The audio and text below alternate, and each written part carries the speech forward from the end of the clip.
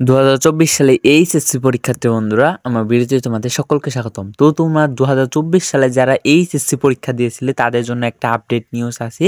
তো সেটাই বলবো আজকে ভিডিওতে। তো ভিডিওটা না টেনে সম্পূর্ণ দেখবে। এর আগের ভিডিওতে কিন্তু অনেকেই না বুঝে কিন্তু কমেন্ট করেছিল। তোমরা আগে ভিডিওটা দেখো, তারপরে তোমরা কমেন্ট করবে। তো দেখো, তোমাদের কিন্তু এর আগের ভিডিওতে আমি বলেছিলাম যে তোমাদের মধ্যে অনেকেই কিন্তু বর্তমানে আন্দোলন করতে চাইছে। দেখো, অনেকে আবার কমেন্টে বলেছে যে আমরা আন্দোলনে যোগ দিতে প্রস্তুত, আমরা পাশে আছি। তো দেখো, তোমাদের কিন্তু এই মুহূর্তে আন্দোলন করে কোনো লাভই হবে না। তোমরা কেন এটা বুঝতে চাইছো না? তোমাদের যদি এই মুহূর্তে আন্দোলন করো তাহলে কিন্তু তোমাদের আন্দোলন কেউ গুরুত্ব দেবে না এবং তোমাদের আন্দোলন কেউ মানবেও না। তো তোমাদের এই মুহূর্তে সবচেয়ে বেশি বেটার হবে তোমরা আন্দোলন ছেড়ে তোমরা 2025 সালে যারা পরীক্ষা দিবে ফেল করেছিলে 2024 সালে, তারা 25 সালে পরীক্ষা দেওয়ার জন্য প্রস্তুত হও। আর যারা পাস করেছো তারা অনার্স ভর্তি হতে থাকো। তো তোমাদের এই মুহূর্তে আন্দোলন করে কোনো লাভ নেই। তোমরা কিন্তু অনেকেই বলছো যে আমরা আন্দোলন করবো আবারও।